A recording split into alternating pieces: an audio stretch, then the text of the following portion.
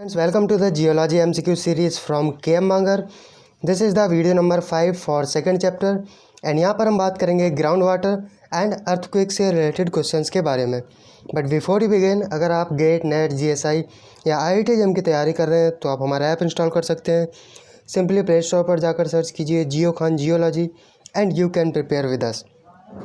So first question is, vadose water is found in either zone of aeration or in the capillary fringe or in the zone of saturation and none of the above. So if we talk about the Vadose water, this is the vertical distribution of groundwater. So यहाँ पर हम देख सकते हैं this is the Vadose water and in the lower area we have the groundwater.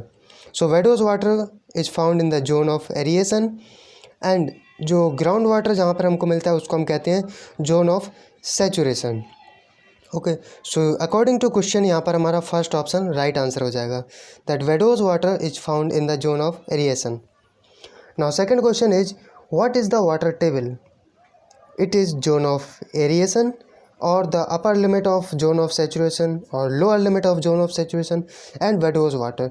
So as I have shown you in the previous diagram that this is the vadose water zone of aeration and नीचे का ground water zone of saturation. Zone of saturation means ये completely saturated zone रहता है.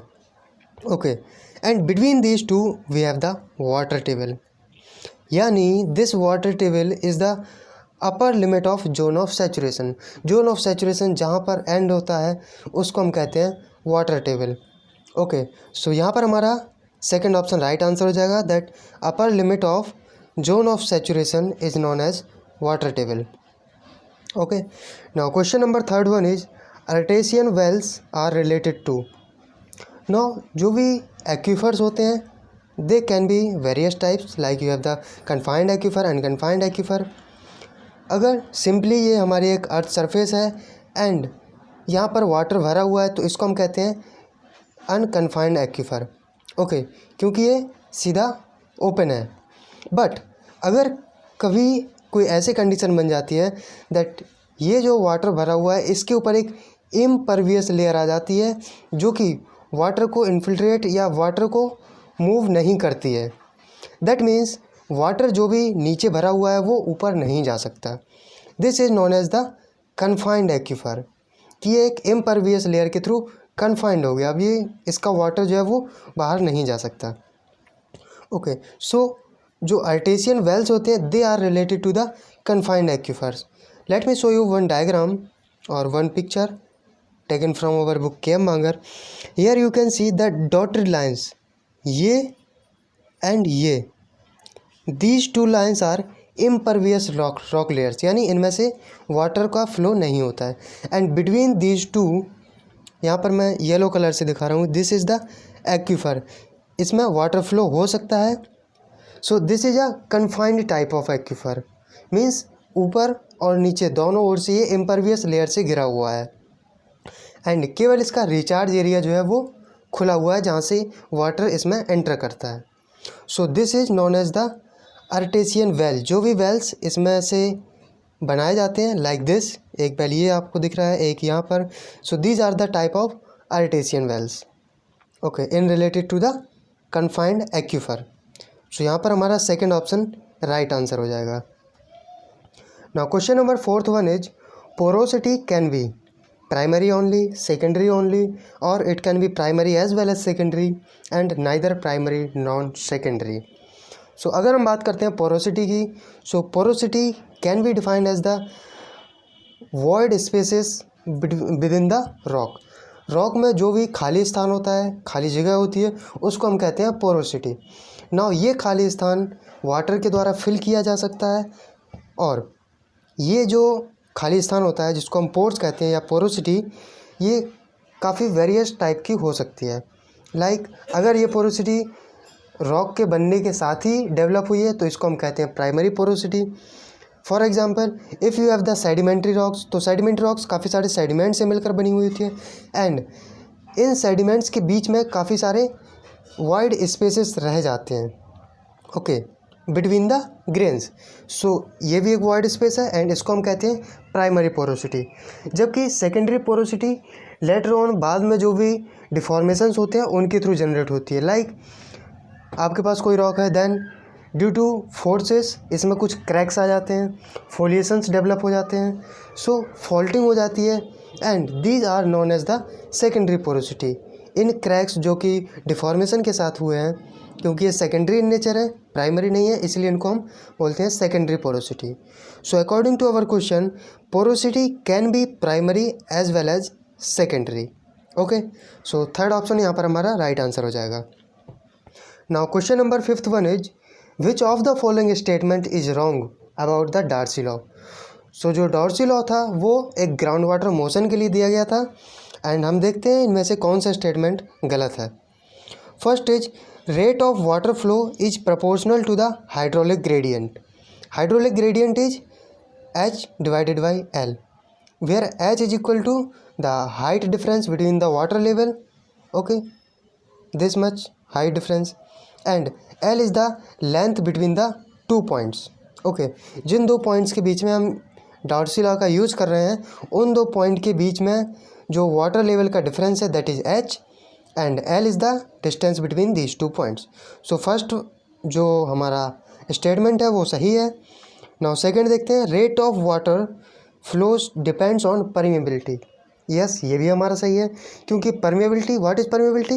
It is the ability of any liquid to flow through the rock, okay, या फिर कहें तो rocks ability to transmit the water. So ये भी एक सही है कि जितनी ज़्यादा परमेबिलिटी होगी, जितना ज़्यादा अलाउ करेगा, उतना ज़्यादा वाटर फ्लो होगा। Now third is it is not applicable in sandstone.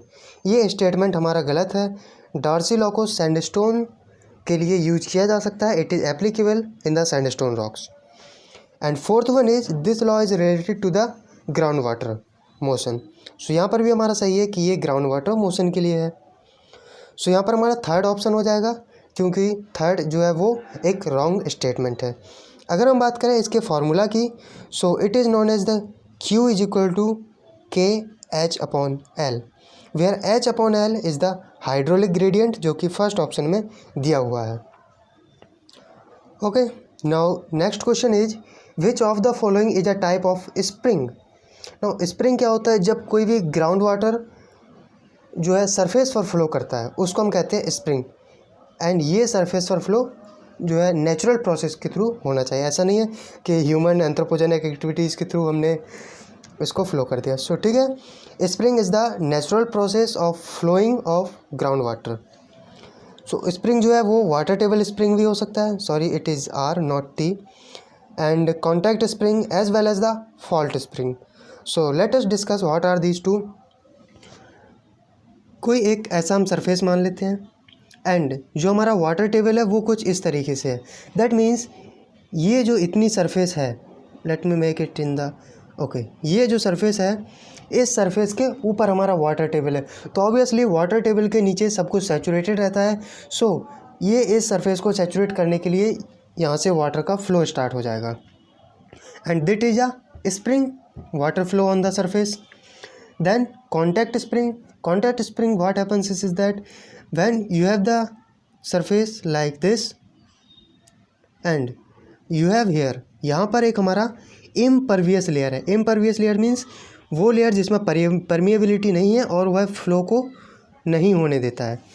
That means जो भी हमारा वाटर इसके ऊपर रहेगा वो यहाँ से फ्लो होता रहेगा, क्योंकि वह फर्दर डाउनवर्ड मूवमेंट नहीं कर सकता। while in the case of fault spring, fault spring में क्या होता है, हमारा कोई फॉल्टेड सरफेस है लाइक दिस, ओके, यहाँ पर हमारी कोई परमिएबल लेयर्स थी, इसको let me complete this, okay. So this is the faulted surface, ये ब्लॉक इधर को मूव किया है, ये ब्लॉक इधर को मूव किया है।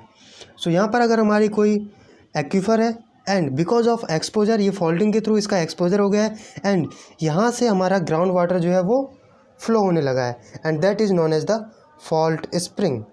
सो ऑल ऑफ द अबव, यहाँ पर जो तीनों ऑप्शंस दिए गए हैं वो तीनों एक स्प्रिंग के टाइप्स हैं। Now question number 7th one is point on the surface which is just above the point of earthquake origin is termed as. अगर हम बात करें अर्थक्वेक की, सो यहाँ पर मान लेते हैं हमारा अर्थक्वेक स्टार्ट हुआ है, दैट मीन्स रिलीज जो एनर्जी रिलीज हुई है वो इस पॉइंट से हुई है and this point is known as focus and ये इस पॉइंट के जस्ट अबव जो होता है उसको हम कहते हैं एपी सेंटर, यानी फोकस के जस्ट ऊपर सरफेस पर जो भी एक्सपोज होगा उसको हम कहते हैं एपी सेंटर। अगर आप बात करें हाइपोसेंटर की, so it is the alternative term which is used for focus. Okay, focus को ही हाइपोसेंटर कहते हैं। सो यहाँ पर हमारा सेकंड ऑप्शन राइट आंसर हो जाएगा, that AP centre is the point on surface which is just above the point of earthquake origin. Now 8th question is isosysmal lines connects the point of equal either intensity, magnitude, both intensity and magnitude, and neither intensity nor magnitude. So as I have shown in the previous diagram that these are the isosysmal lines and these lines are the lines which joins the equal intensity area. So जहाँ पर भी हमारी intensity same रहेगी उसको join करके जो भी lines बनाई जाती हैं उनको हम कहते हैं आइसोसिस्मल लाइंस। काफ़ी बार इसमें इंटेंसिटी एंड मैग्नीट्यूड में कंफ्यूज हो जाते हैं कि आइसोसिस्मल लाइंस इंटेंसिटी है या मैग्नीट्यूड है। So you can use that isoseismal lines start with the letter I and intensity is also start with letter I.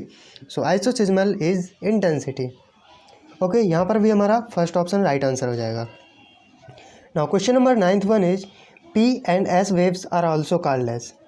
Now P and S waves are called as the body waves. Now what happens is that जब भी earthquake होता है energy release होती है, सो ये दो तरीके की वेव्स को रिलीज़ करता है। First one is your body waves and second one is your surface waves. Okay, so within the body waves we have the further classification into two that are P waves and जिसको हम कहते हैं primary waves and S waves जिसको हम कहते हैं secondary waves. Okay, so P and S both waves are the body waves and यहाँ पर हमारा सेकेंड ऑप्शन राइट आंसर हो जाएगा। अगर हम बात करें लव वेव्स की, so they are comes under the surface waves. Now 10th question is which of the following is a compressional wave. So जो P वेव्स होती हैं they are compressive in nature, that means मान लेते हैं ये हमारी एक स्प्रिंग मान लीजिएगा इसको कुछ इस तरीके से। Okay, something like this. Now जब भी यहाँ से P वेव्स इससे होकर गुजरेगी तो ये स्प्रिंग को कुछ कुछ एरियाज़ पर कंप्रेस कर देगी। Okay, like this. Okay, so it is the compressive in nature. इसका मूवमेंट कुछ इस तरीके का होता है, compression then again compression. Okay, so P waves are known as the compressive waves and P waves को हम साउंड वेव्स भी कहते हैं because they have the properties like of sound waves. Now question number 11th one is which of the following is the fastest seismic wave. So अगर हम बात करें speed के बारे में, so fastest wave is P, then you have S waves, then finally you have the surface और L waves. Okay, so you can say that surface waves are the slowest waves. Okay, and यहाँ पर भी हमारा first option right answer हो जाएगा। So it's all about for today. Next video में हम volcanoes को देखेंगे एंड कुछ जो अर्थक्वेक से रिलेटेड और भी क्वेश्चंस बचे हुए हैं उनको कंप्लीट करेंगे। Then we